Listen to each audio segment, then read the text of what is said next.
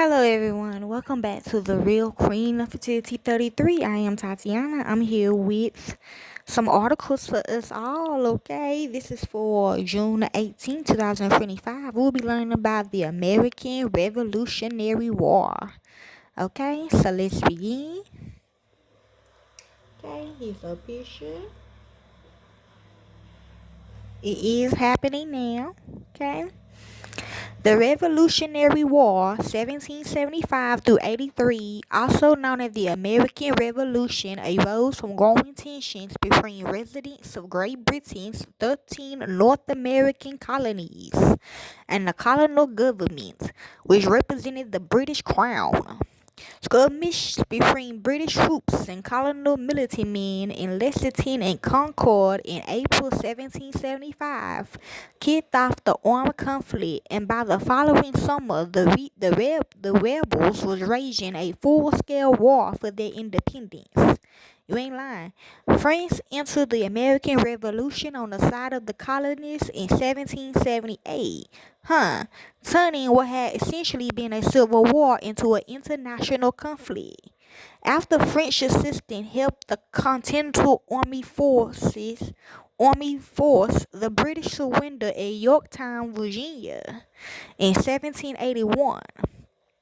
The Americans had effectively won their independence through fighting did not formally end until 1783. Causes of the Revolutionary War. For more than a decade before the outbreak of the American Revolution in 1775, tensions had been building between colonists and the British authorities. The French and Indian War, or 7 Years' War, 1756 through 1763, brought new territories under the power of the Crown. But the expensive conflict led to new and unpopular taxes. You ain't lying. Attempts by the British government to raise revenue by taxing the colonies, notable the Stamp Act of 1765, the Townshend Acts of 1767, and the Tea Act of 1773, met with heated protests among many colonists who resented their lack of representation in Parliament and demanded the same rights as other British subjects.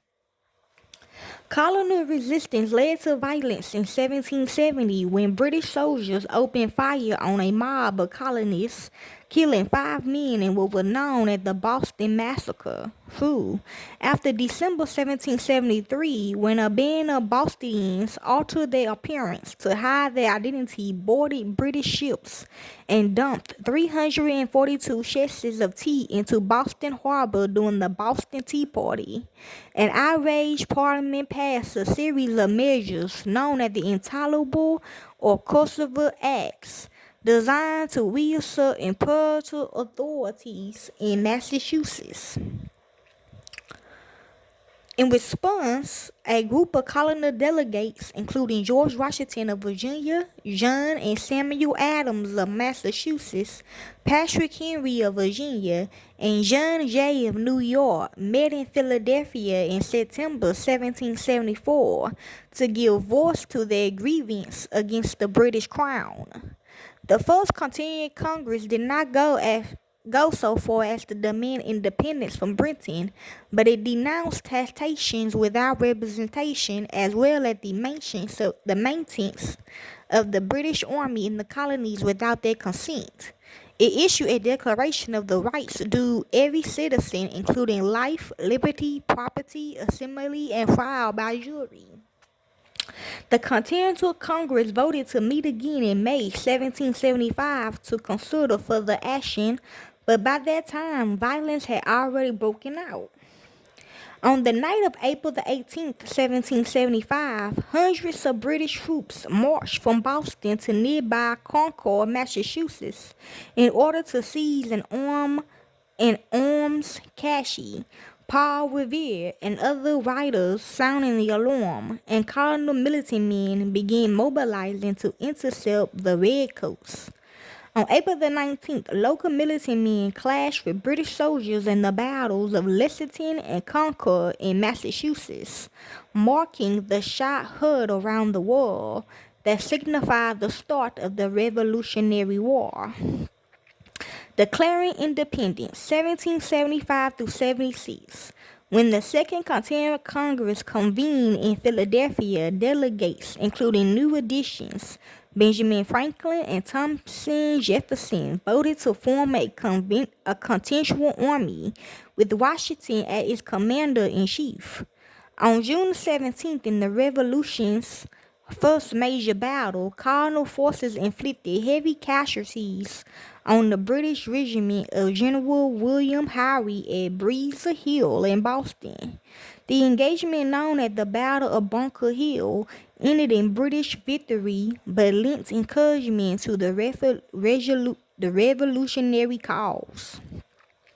Throughout that fall and winter, Washington's force struggled to keep the British contained in Boston, but artillery captured at Fort Ticonderoga in New York helped shift the balance of that struggle in late winter.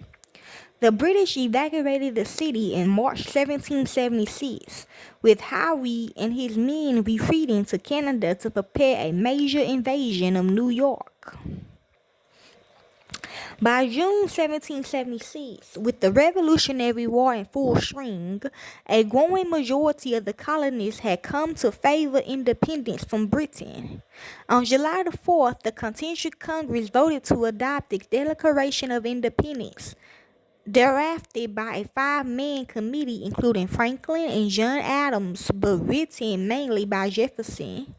That same month, determined to crush the rebellion, the British government sent a large fleet along with more than 3,400,000 troops to New York. In August, Howe's redcoats routed the Continental Army on Long Island. Washington was forced to evacuate his troops from New York City by September. Pushed across the Delaware River, Washington fought back with a surprise attack in Trenton, New Jersey on Christmas night and won another victory at Princeton to revive the rebels' flagging hopes before making winter quarters at Morristown. Saratoga Revolutionary War turning point, 1777 through 78. Yes.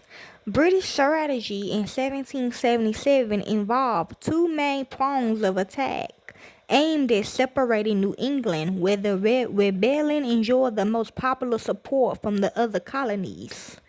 To that end, General John Burgoyne's army marched south from Canada toward a planned meeting with Howe's forces on the Hudson River. Burgoyne's men dealt a devastating loss to the Americans in July by retreating Fort Ticonderoga, while Howe decided to move his troops southwards from New York to confront Washington's army near the Chesapeake Bay. The British defeated the Americans at Brandywine Creek, Pennsylvania on September 11th and entered Philadelphia on September 25th.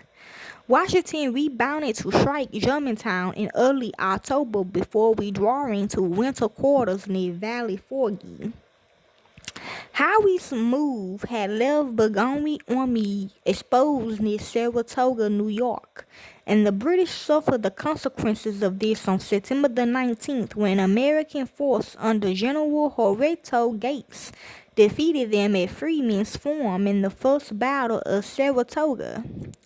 After suffering another defeat on October the 7th at Bemis Heights, the Second Battle of Saratoga, Burgoyne surrendered his remaining forces on October the 17th.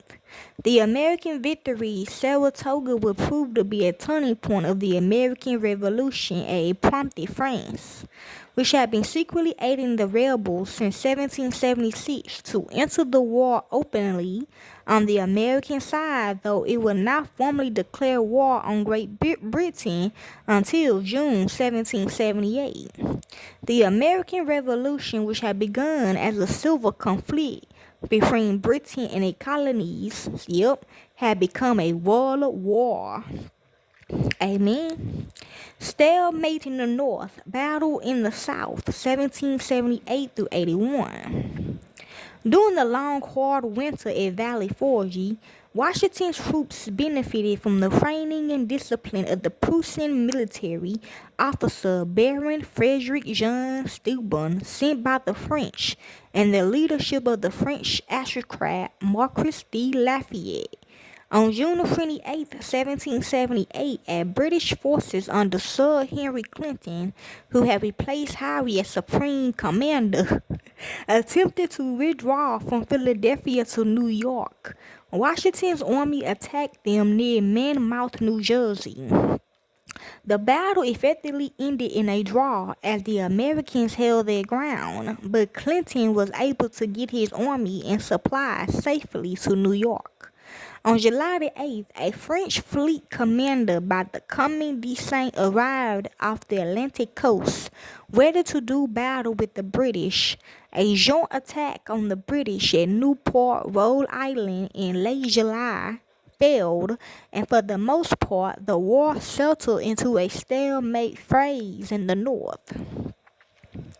The Americans suffered a number of setbacks from 1779 to 1781, including the defection of General Benedict Arnold to the British and the first serious mutinies within the Continental Army. In the South, the British occupied Georgia by early 1779 and captured Charleston, South Carolina in May 1780. British forces under Lord Charles Cornwallis then began offense in the region, crushing Gates' American troops at Camden in mid-August. Though the Americans scored a victory over Lawrence's forces at Kings Mountain in early October, Nathanael Greene replaced Gates as the American commander in the South that December. Under Greene's command, General Daniel Morgan scored a victory against a British force led by Colonel Benshri Tarkington at Cowpens, South Carolina, on January the 17th, 1781. Okay. Revolutionary War draws to a close. 1781 through 83. By the fall of 1781, Greene's American forces had managed to force Cornwallis and his men to withdraw to Virginia's Yorktown Peninsula, near where the York River empties into Chesapeake Bay. Supported by the French army commanded by General Jean-Baptiste de Rochefoucauld, Washington moved against Yorktown with a total of around 1,400,000 soldiers.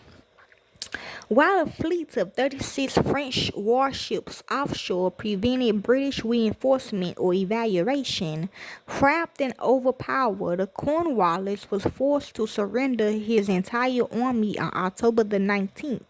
Claiming illness, the British general sent his deputy, Charles O'Hara, to surrender. After O'Hara approached Rochambeau to surrender his sword, the Frenchman deferred to Washington. Washington gave the nod to his own deputy, Benjamin Lincoln, who accepted it. Though the movement for American independence effectively crumbled at the Battle of Yorktown, contemporary observers did not see that as the decisive victory yet. British forces remained stationed around Charleston, and the powerful main army still resided in New York. Though neither side would take decisive action over the better part of the next 2 years, the British removal of their troops from Charleston and Savannah in late 1782 finally pointed to the end of the conflict. British and American negotiators in Paris signed preliminary peace terms in Paris late that November, and on September the 3rd, 1783, Great Britain formally recognized the independence of the United States in the Treaty of Paris. At the same time, Britain signed separate peace treaties with France and Spain, which had entered the conflict in 1779, bringing the American Revolution to a close after 8 long years. And that is basically the article of the American Revolutionary War that is happening now. Enjoy.